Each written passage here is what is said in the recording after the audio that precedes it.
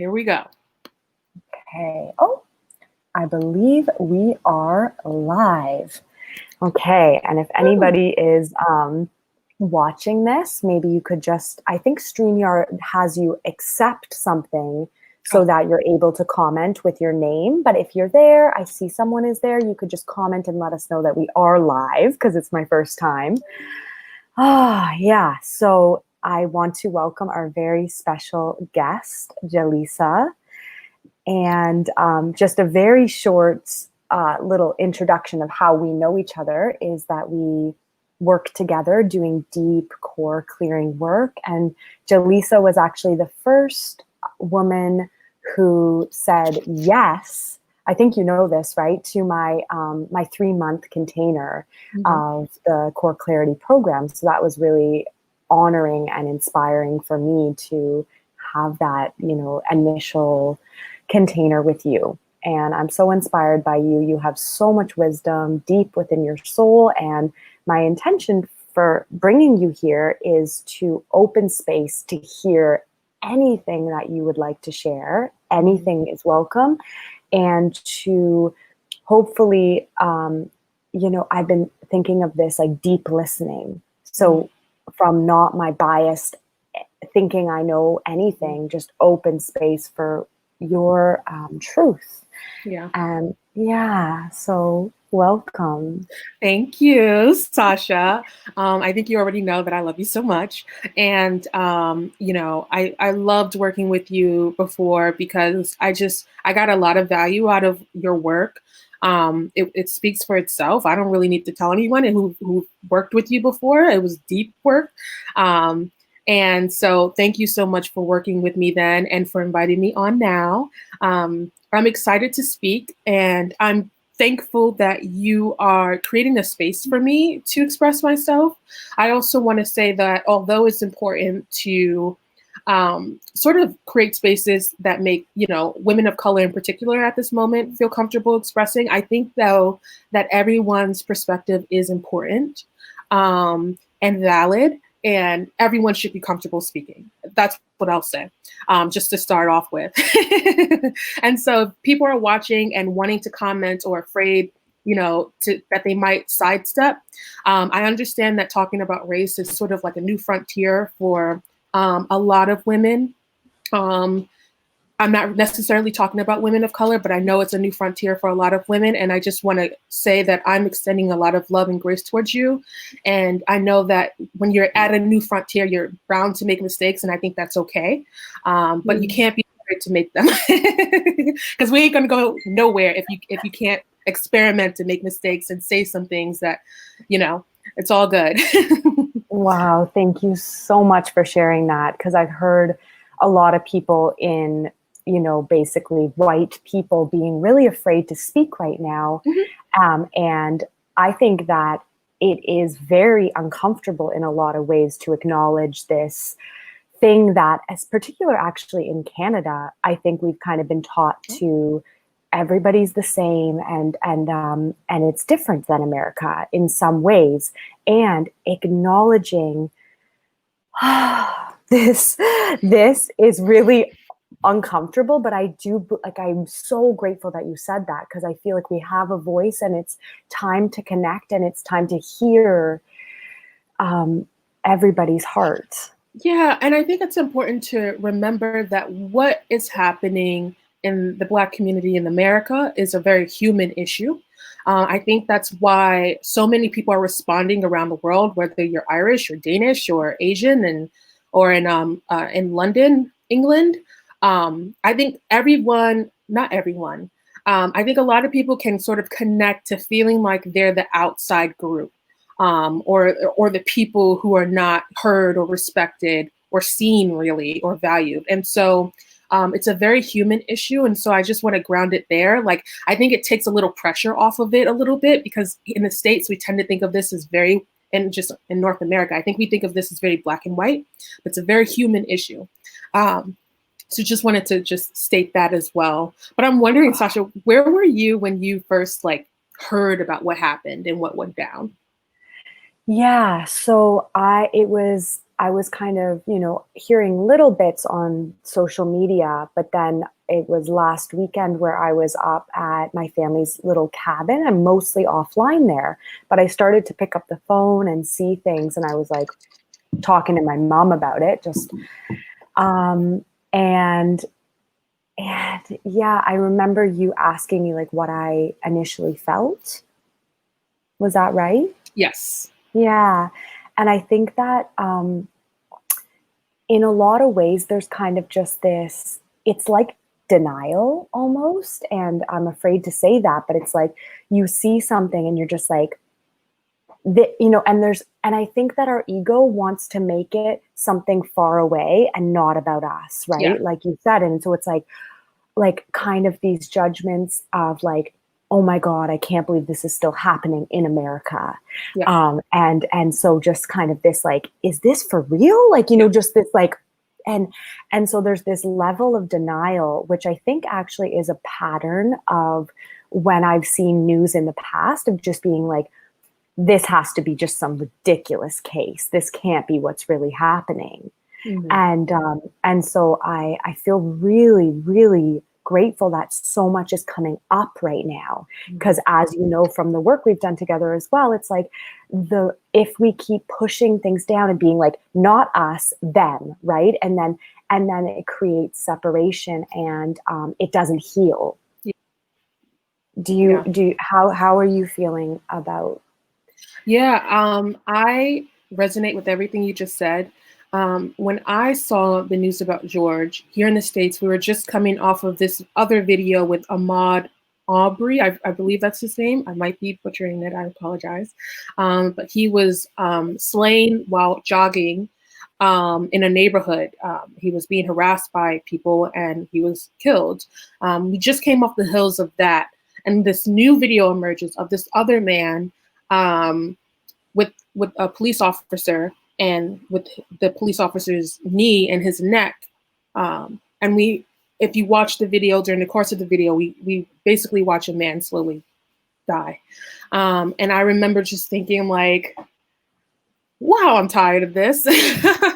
For me, it's not so much denial. It's more so like, how many times is this going to happen before we're all just like, something's got to change here. What I've noticed with a lot of my friends, I consider friends and colleagues who are white, is this initial, like, at least with the cases that happened previously with Trayvon Martin and all the people that came after him and the people that came before him, this is an isolated event. This is just something that just happened with this person, or it happened because this person had a criminal record, or it happened because of this or because of that. But I think what we're finally learning and what people are finally starting to understand is that this is not isolated. It's actually quite normal in a lot of vulnerable communities here in the States. I can't speak to Canada because I don't know what's going on there exactly. But I know in a lot of communities of color here and a lot of vulnerable communities, this is police brutality is quite normal. So that was my initial thought is, wow, another one just happened. I wonder what this means. And I have to say that I was actually quite grateful by the initial show of support from some people, individuals, especially some brands. I think Nike was one of the first brands to actually say Black Lives Matter. And I was grateful to the people who reached out to me personally and asked me how I was doing. I was very teary on Monday because I didn't know, as a woman of color, what I might wake up to in the morning when I went to work. I was like, is this going to be another day of people, not that this happens at my job, but just, is this going to be me facing on top of the trauma that I've already experienced by witnessing his murder? Is this going to be another situation where I'm met with people minimizing, gaslighting, and basically demeaning this person's life, because that's a whole nother layer that sometimes you have to deal with in the workplace. And I was not met with that. I was met with lots of love and lots of compassion, and I feel very grateful for that. And so, that was my initial thought personally, but I definitely feel you and resonate with your words because another thing I've been very surprised about and I felt moved to speak out about is the denial, specifically in the awake community. and I don't say that to say that people aren't awake and don't have their own beautiful experiences and connections with them, with spirit and the universe. But, I do think that there's a little bit of spiritual bypassing happening, right? Where people are sort of using spirituality to escape the reality. And to deny what's actually happening. And I think that's a defense mechanism so that you don't have to actually deal with yourself. Um, the thing about conspiracy theories that I've spoken out about on my own personal page and I've spoken to you about is, like you said before, it makes it about someone else out there.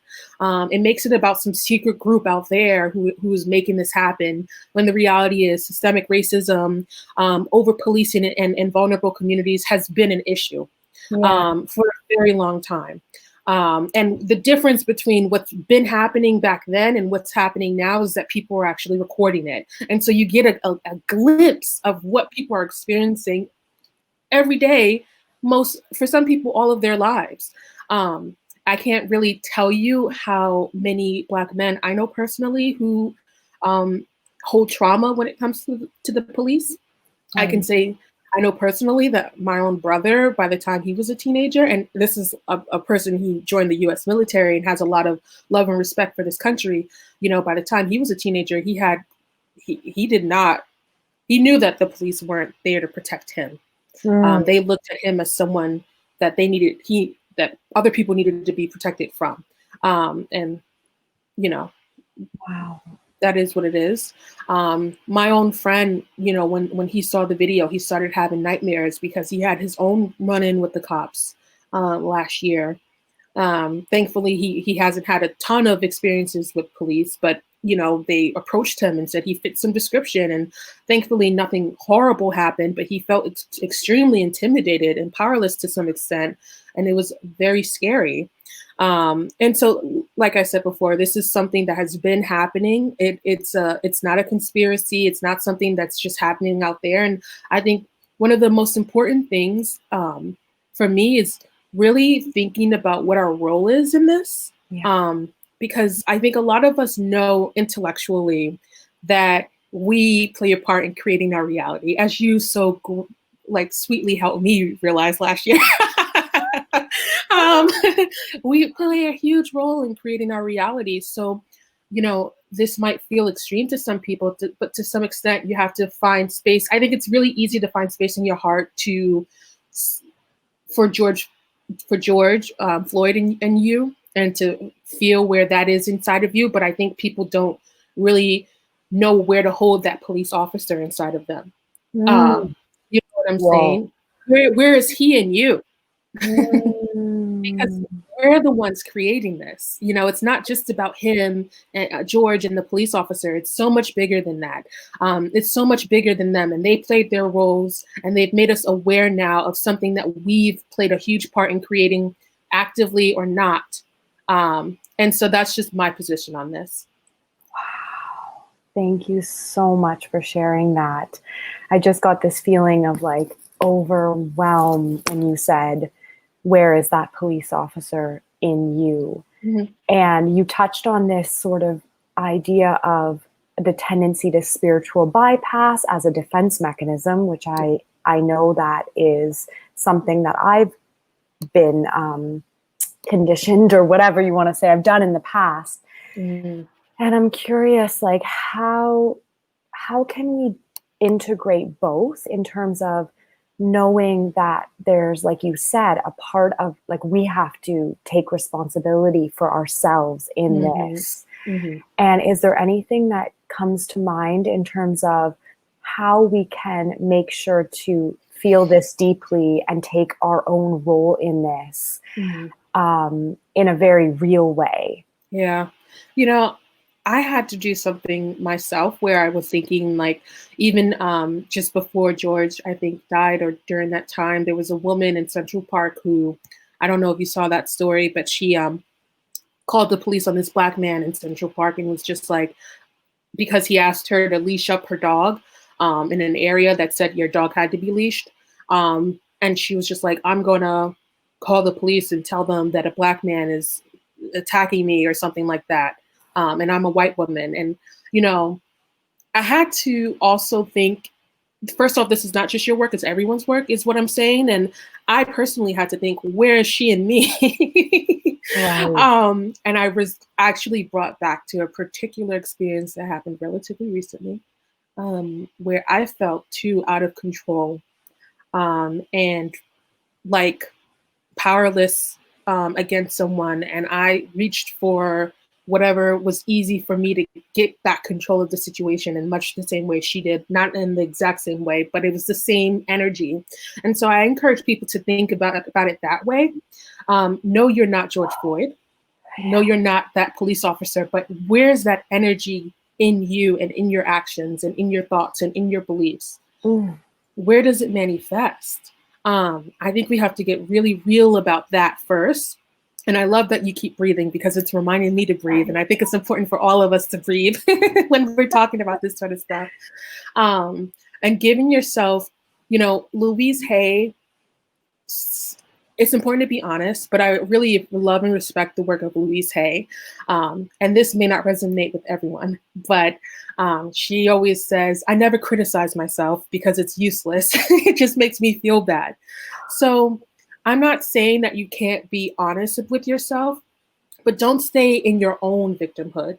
Right. Don't beat yourself up. Like, really look for it within yourself, that energy, work on it, and decide consciously to release it as much as possible and whenever it comes up. Mm. I think the when you realize it's inside of you, first and foremost, I think it starts to lose its hold on you in the first place. So I think it's very useful to do that exercise.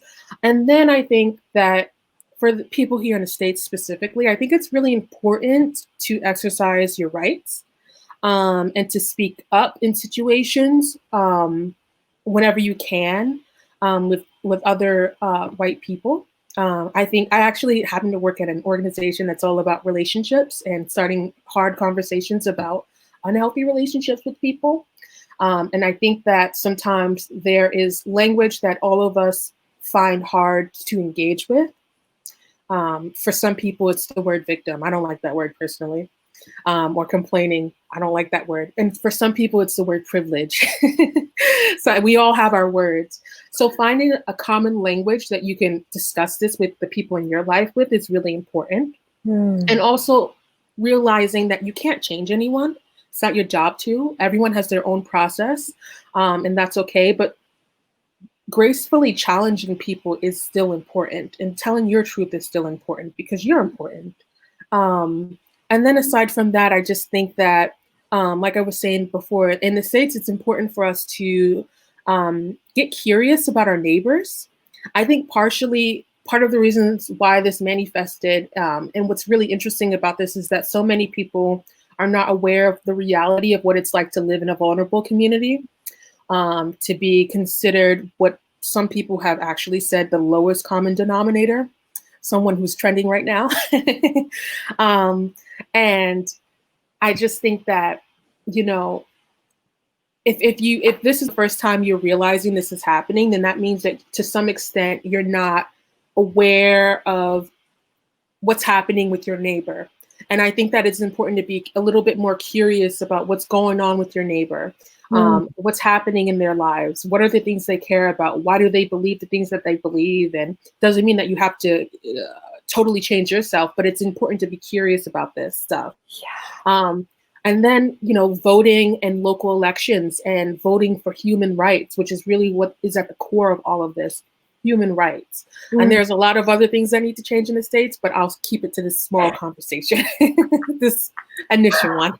Oh, wow. Thank you so much for sharing that. I feel like I'm learning a lot. And can you see the comments as well, Jalesa, on the side there? Um, Live. And Oh, I didn't even see this. I saw private yeah. chat. Okay. Yeah.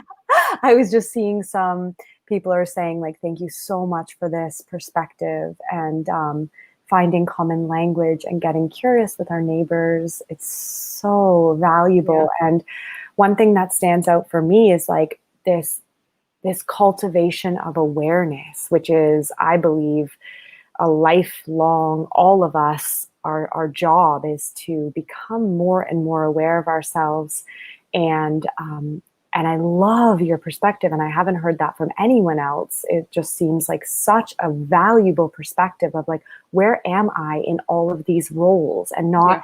because I believe that there's a lot of separation happening right now, right? Yeah.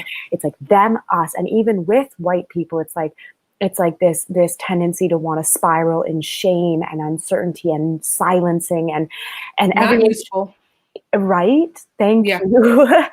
Thank you, Yeah. because it feels like just another fear-based process. Yeah. And it's time for us to step up in love and create as much space for this awareness as Yeah. possible, like you said. And that brings me to one point of that I would love to hear your perspective on is like I've created, as I said, this community just maybe last week or recently. And one of my intentions for creating this community is creating a safe space for people Mm. to feel what they feel, process what they feel, so that we can all rise up and support each other. And, now something I honestly hadn't thought of before, which is probably my lack of awareness, but that this community is primarily white people. Mhm. And a lot of the people that are in my life are maybe white. I don't know, but it's like, and so as somebody who, is like, is of color in a community like this, I'm trying to improve my way of being more inclusive and how that fine balance of like not wanting to be like, Black people are welcome. Cause I'm like, are you guys serious? Like, like that just feels like inauthentic and weird for me to say, but Totally. right? Like, it's like, but Mhm. so I'm having a difficult time. How do I become more inclusive and acknowledge people that are experiencing something different? So I think, like I said this before, but curiosity and openness is key, and I think you have those two things, which is important. But I think that people really do benefit from having some sort of code that they adhere by. And I'm not sure if you have this already. You may already have this, but just like kind of explicitly saying that this is a space for everyone, or even that we try our best, not to approach someone and from a place of grace whenever possible. It doesn't mean that we can't be honest about what we're feeling or expressing or saying or sharing. But we try to be open and honest with each other. But we always try and, like, you know what I'm saying, giving people that like foundation that they know, like when they enter this space, this is what we're going by. I think that will make people feel safe in general, Yeah. to share and to be. Um, I do think that. This is an interesting space for people of color. I won't say that this part of the wellness movement, so to speak, is not a space that people of color aren't in, because hello, I'm here. Hi. Um, Yes, you are. yes, yes. We're here. And I think it takes time to cultivate a community where everyone knows that they're welcome and feel welcome. I think the first thing you have to do is always like come from your own authenticity. I think that's like number one thing. And being intentional about language and what you do use here and what you don't.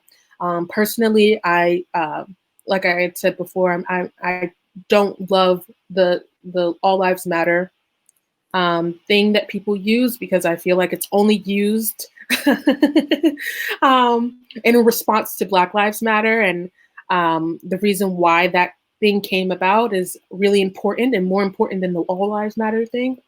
So just being really intentional, which I think you already have been, about the space you're creating, getting yourself, being um, authentic with yourself and what you share, but also like, you know, allowing people to find you organically is important, but also allowing people to know like they are all welcome here as well. And I think that if you build it, they'll come eventually. I also think it's important to be, like I said before, curious about what people are interested in. I think sometimes we talk a lot about the same things, but in different contexts. And obviously, people of color have a wide range of experiences. So there's no way I can tell you, talk about this and they will come. But just being mindful of who you follow also. Yeah. and what they're talking about and how they're talking about it might be helpful, Mm, because they may be talking about things in a way, um, or in a context that feels familiar to a group of people that you might um, want to attract. right. So that might be helpful, but also always, always, always being authentic to your own brand and voice, and so on and so forth. And adding your own sort of perspective, if you have, on certain topics is important. I think sometimes people, white people, and this is not you, create things, and they want diversity, but they're not necessarily invested in what a lot of different people are invested in. Um, Right. and again, this is not you. And so it's like it has to be valuable to them too. You know what I'm saying? So that's all Totally. I'll say with that for now. I Yeah. hope that's helpful. Oh, yeah. Absolutely. Absolutely. And you are so welcome, and your perspective is so helpful because I'm acknowledging that we're having different experiences, of course, and just hearing you is so important. Yeah, and so valuable. People are saying this is so wise and helpful. I can't see who that is, funny enough, because this is the first StreamYard thing, but it's all welcome, and we'll see it after as Yeah. well. And Jalesa, I'm so happy to have you as a part of this group. And your perspective is very helpful and always welcome. So if there's anything that you can keep, because I feel like I'm in a process of relearning and opening myself to so much more awareness than I have in the past, where there was Mhm. kind of this denial type thing going on. So continuing to look into my own ways that I could be more inclusive. I had a woman in another group that I'm in, actually, a Black woman in the group, say Mhm. that she was very aware. We were doing a group EFT session, and all our screens were there, and she was very aware that she was the only Black person in the group. And to be completely honest, I definitely didn't notice that. Yeah. So, and I think noticing that is important, whereas I felt that noticing that was racism, but it's kind of like acknowledging our differences and being like, I see you and you're welcome. And she felt that because she's always the only Black person, that there's this feeling of not belonging. Mm, yeah. It's so important for the person. I actually did a call with a spiritual person that I work with, and I was the only Black person on the call as well. And I was very nervous to join the call, to be honest, because I knew we would be addressing the Black Lives Matter movement and stuff like that. And I was just like, oh God, I'm dreading this. I'm gonna be the only person who's like has something different from to say about this possibly, but she just started off the group saying something. I can't even repeat what she said because I don't fully remember it, but it's in me. I remember it made me feel immediately at ease. And sometimes, Sasha, you may have to play that role where you're the person saying, um, you know, something that makes everyone know that their perspective is welcome, no matter how different it is, and that they are valuable. I just think it immediately makes people feel like, okay, well then I can say something. It's okay. Absolutely. It will be welcome. But it's just like like I sometimes I definitely feel that as well. And Sasha, I don't think, to your point, it's racism to acknowledge our differences. I do think our differences on the outside will matter to different people more so than others. I think it always makes me feel a little bit more comfortable sometimes when I see other people of color in groups, but Yeah. I still join.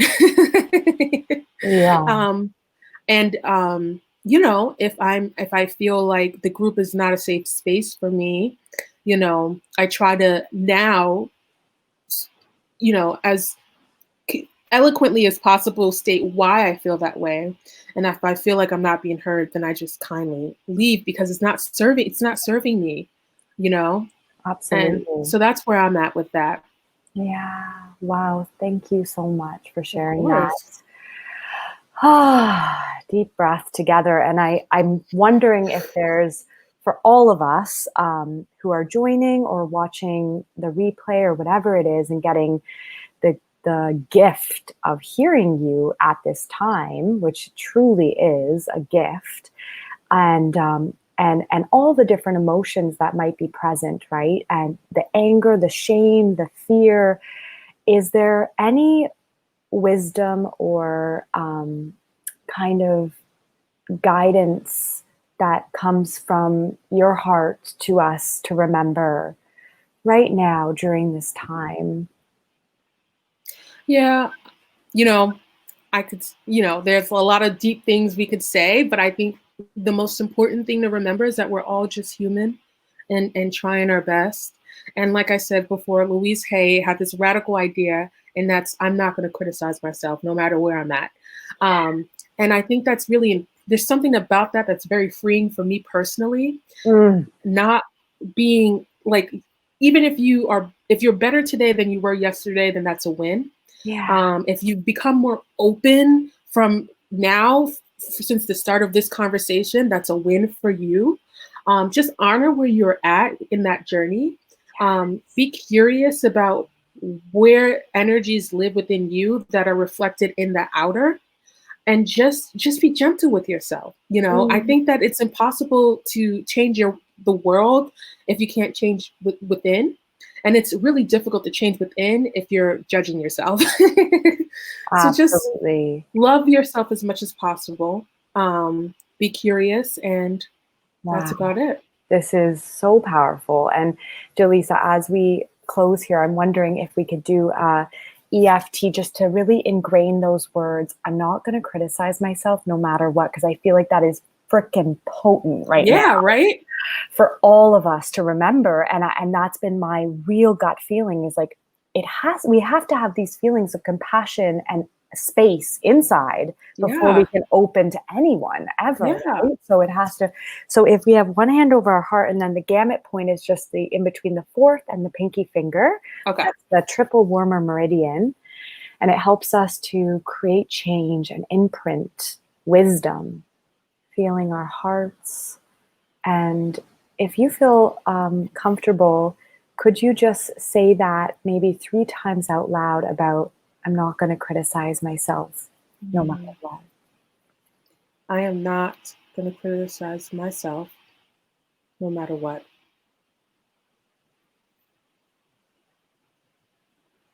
I will not criticize myself no matter what.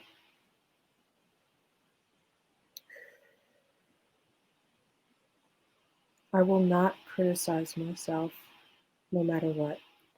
And we'll do it 3 times silently internally, having our inner worlds hear the ripple of this.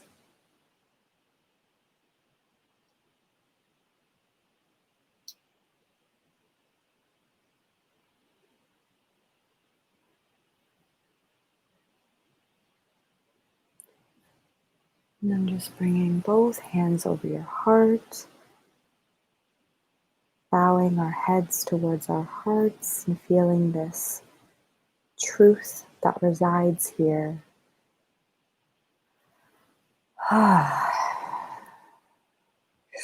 Yeah.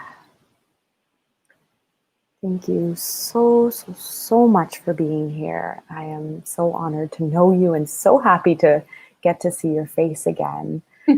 And I infinitely support you. Everyone should follow Jalesa and the magic that she is and will continue to create, because I know there's a lot of stuff brewing there as well. And I Yes. hope to see you here always. Thank you so much. I appreciate you too. Thank you, sweetie. Let's stay in touch and come back, please. Definitely. Definitely. Okay. Bye, Jalesa. Bye.